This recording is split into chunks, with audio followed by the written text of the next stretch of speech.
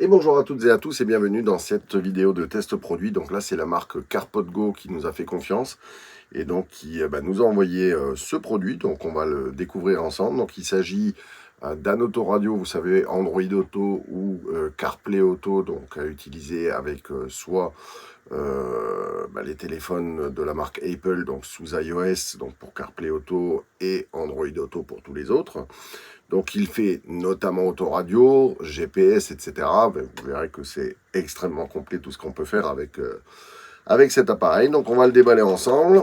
Donc déjà une boîte en carton bien épaisse, donc ça au moins ça arrive, c'est bien emballé, des petites protections, hop, et on arrive donc sur l'écran. Donc c'est un grand écran. Et je trouve que c'est hyper avantageux en fait cette forme d'écran parce qu'on ne vient pas cacher le pare-brise et pour autant on a comme ça beaucoup d'informations. Donc ça c'est super intéressant. La fixation donc qui se trouve juste à l'arrière. Ici on a différentes connectiques, on va voir à quoi elles correspondent. Des aérations sur le côté, puis un film de protection qu'on va enlever. Hop, on continue. Donc on a la petite notice qui est ici. Alors elle est en anglais, mais vous allez voir qu'il n'y a vraiment rien de compliqué, en tout cas, ni dans son installation, ni dans son utilisation. Des petits autocollants 3M, donc on verra qu'ils vont servir pour dissimuler les fils, parce qu'il est livré notamment avec une caméra de recul. Donc on a son support, donc il peut venir se ventouser donc, directement sur le pare-brise, sur le tableau de bord, etc. Et en fonction de ce qu'on a comme type de matière, on a un autre support, donc on vient coller, et ensuite on vient donc ventouser ce bras donc télescopique dessus.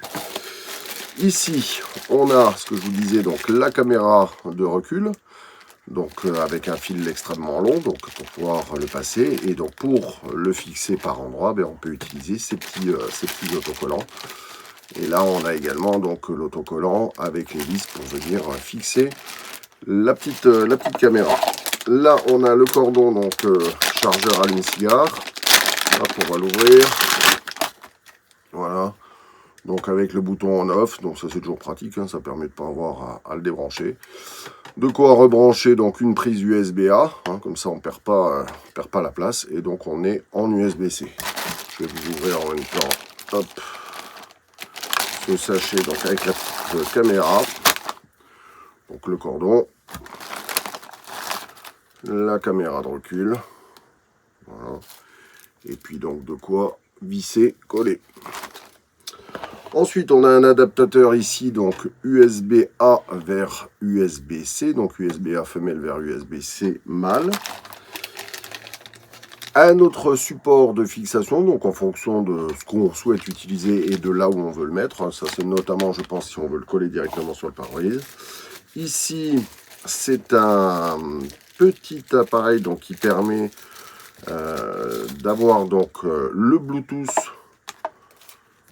donc, de manière plus directe. Hein. Voilà, donc c'est un petit cordon comme ça, donc avec une jack, avec un petit adaptateur donc le Bluetooth. Et puis un double cordon jack, mais ça c'est pour la connexion à l'autoradio en fonction du type d'autoradio que vous avez déjà dans votre véhicule. Voilà. Allez, je vais vous montrer comment tout ça s'installe et comment ça se paramètre et comment on l'utilise. Donc voilà, la petite caméra donc est collée donc en dessous. On peut rajouter aussi deux vis hein, si on souhaite. Donc on a le premier fil noir donc qui est branché ici, qui vient se reconnecter donc directement. Il y a une prise hein, avec un détrompeur donc pour relier à celui qui va jusqu'à l'écran là-bas. Et on a juste donc ce fil rouge à venir alimenter. Donc soit on le met sur un plus permanent, mais je pense que ça va poser souci parce que je ne suis pas persuadé qu'on puisse changer l'écran là-bas. Soit on vient le mettre donc directement sur la marche arrière. Donc c'est ce que moi je vais faire. Donc je vais venir le mettre ici simplement, de façon à pouvoir regarder quand je recule. C'est vraiment discret, hein, la petite caméra elle est juste là. Donc là j'ai remis le bloc feu, donc il est connecté donc avec la marche arrière. Donc effectivement j'ai vérifié, il faut le brancher sur la marche arrière, hein, parce que sinon il se met automatiquement. Donc il y a peut-être un paramètre pour pouvoir le changer, mais en tout cas je ne l'ai pas trouvé. Donc moi je l'ai connecté à la marche arrière, je vais vous montrer ça. Allez, on passe devant. Voilà, l'installation est terminée, donc l'écran est en place, donc le CarPodGo. Donc les dimensions du CarPodGo, donc c'est 23 cm de long sur 10 cm de haut. Et vraiment, je trouve que ce format, il est hyper pratique parce que ça permet de garder une vue sur l'extérieur, bien évidemment, tout en ayant un écran quand même très large et puis avec une très belle visibilité. Hein. Là, on a l'écran du GPS, l'écran de la musique, mais je peux avoir uniquement un GPS. Vous voyez que ça fait quand même un très très très grand écran. Donc ça, c'est quand même super pratique. La grosse particularité de cet écran-là, c'est qu'il est en 60 images par seconde, donc il a une très très belle fréquence d'image d'une part, mais aussi une très belle luminosité. Donc une luminosité qui va varier en fonction du jour et de la nuit, et vous allez voir que tout ça c'est paramétrable. Sur le côté à l'arrière ici, donc on a plusieurs prises. D'abord on a une prise USB-C, donc dans laquelle on peut venir mettre ce petit connecteur pour pouvoir brancher des clés USB dans lesquelles on aurait de la musique par exemple. En dessous donc on a le micro. Toujours en dessous, on a la prise d'entrée donc pour la caméra arrière. On a la prise auxiliaire également, donc qui permet de relier par cette connectique-là l'écran donc à son autoradio. Et puis la dernière, c'est l'alimentation donc par le biais de ce cordon ici allume-cigare, donc qui dispose d'une prise USB-A et en même temps d'un interrupteur. Donc ça c'est toujours pratique, on n'est pas obligé de ressortir la prise.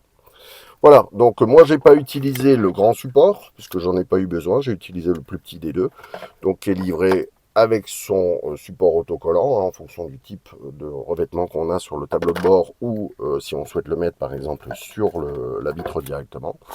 Le cordon jack, donc qui permet, si on a un autoradio qui a une sortie jack, de le brancher directement. Et quand on a comme cet autoradio là, une prise auxiliaire, on peut également venir rajouter ce petit élément là qui vous permet d'avoir une connexion Bluetooth possible sur un autoradio qui n'en serait pas équipé d'origine. Voilà, au niveau des équipements. Donc après, on va aller regarder un petit peu comment l'utiliser. Donc ici, on est sur un écran complet. Donc là, j'ai uniquement le GPS, mais on peut faire un mix par exemple avec de la musique et puis son GPS. C'est la configuration plutôt classique quand on l'utilise. Il fait bien évidemment kit main libre, puisque je vous rappelle qu'il est connecté à votre téléphone, donc on peut l'utiliser également kit main libre. Si j'appuie ici, je peux lui donner donc des commandes vocales, et si j'appuie ici, hop, j'accède donc au menu. Donc c'est à peu près le menu que vous avez sur votre téléphone, sachant qu'il y a une icône supplémentaire ici, c'est quitter pour pouvoir venir dans le menu principal donc du CarPod Go. Mais ça, on va le voir juste après. Donc on peut faire défiler, hein, c'est un écran tactile bien évidemment. Et vous retrouvez un petit peu toutes vos applications que vous avez l'habitude d'utiliser, Waze, etc. Ou on utilise souvent Gasoil Now pour connaître le prix du carburant. Voilà, et donc tout ça, vous l'avez directement sur l'écran. Et donc comme je vous disais, quand on appuie ici, hop, on va passer sur l'écran donc d'origine du CarPod Go. Allez, je vous mets aussi donc l'écran quand il est connecté donc à un iPhone, donc sous iOS, pour que vous puissiez voir à quoi ça ressemble. Donc moi j'ai une petite préférence pour cet écran-là, hein, puisque je suis habitué à iPhone, donc des icônes plus gros, voilà. Donc c'est quand même bien sympa. Et puis toujours pareil, là par exemple, hop, on va utiliser Waze. Et donc on l'a en grand écran. On peut passer à uniquement, hop, ici la musique. Voilà. Et donc là, on choisit son mode. Là, on est sur le menu. Et là, on va faire un mix entre l'écran du GPS. Donc dans ce cas-là, c'est Waze ici. Et puis la musique qui est juste à côté. Donc hyper pratique. Et une petite préférence pour ce mode-là. Voilà, sur iOS. Voilà, puis donc le passage avec la marche arrière, regardez. Hop. Et donc ça vient allumer la caméra de recul. Donc on se retrouve dans le menu du CarPod Go. Donc là ici dans l'onglet système, on peut régler donc la langue, la date et l'heure ainsi que le fuseau horaire. Sur Bluetooth juste ici, donc on l'active ou on le désactive. Le nom, c'est le nom du Bluetooth donc de cet appareil. Et ici donc on peut venir effacer les différents appareils qu'on a rentrés, notamment des téléphones, donc qui sont connectables en Bluetooth donc sur le CarPod Go. Donc là j'ai mis le téléphone de Valérie qui est sous Android et le mien donc qui est sous iOS, hein, c'est un iPhone. Si on vient sur afficher ici, eh bien on a la lumière du jour et la lumière de nuit qui va basculer automatiquement, mais ça peut se régler donc en fonction de la plage horaire. On peut faire plus ou moins lumineux en journée et plus ou moins lumineux pour la nuit. Sur fond d'écran ici, on peut choisir le fond d'écran qu'on a donc en arrière-plan et on peut même choisir les logos de son véhicule, voilà, qu'on peut mettre à l'intérieur si on en a besoin. Ici, donc, on peut spécifier si c'est une conduite à droite, hein, pour les véhicules anglais notamment. Donc le mode 60 images par seconde, hein, qui vraiment est une particularité de cet écran-là, donc avec un nombre de frames par seconde, un nombre d'images par seconde extrêmement élevé. Ensuite, donc ici, eh bien, on a les différents réglages de volume. Donc les médias, c'est surtout tout ce qui est musique, par exemple. Voyage, c'est le GPS. Et le téléphone, puisqu'il fait kit main libre, donc vous réglez le volume en fonction de ce que vous voulez, donc plus ou moins fort pour ces trois catégories-là. La sortie audio, donc c'est comme ça que cet écran donc, se connecte à votre système d'enceinte que vous avez à bord de votre véhicule. Donc soit vous passez par uniquement le Bluetooth, donc c'est cette fonction-là, Dual BT, soit vous passez par les ondes hertziennes, donc par exemple 87.5, et vous mettez votre autoradio donc sur FM sur 87.5, et donc ils sont connectés ensemble. Auxiliaire, donc ça c'est bien quand on veut passer directement par la fiche auxiliaire donc qui est dessus, et ou par le biais donc du petit câble avec le Bluetooth, donc c'était celui-ci. Voilà. Si votre appareil ne dispose pas de la fonction Bluetooth, mais qu'il a cette prise-là, la prise auxiliaire, eh bien on peut le rajouter avec cet élément-là. Et orateur, c'est directement donc le cordon jack qui vient se connecter entre son autoradio et puis son CarPodGo. Voilà. Donc un écran, comme je vous disais, extrêmement lumineux, avec un nombre d'images par seconde extrêmement élevé, hein, c'est vraiment sa particularité. Il dispose en plus de cette caméra de recul, donc ça c'est quand même super sympa. Au niveau de son prix, c'est 230 €, mais je vous mets tous les éléments en description, le lien, les tarifs, etc. Voilà, merci d'avoir suivi cette vidéo, et à bientôt.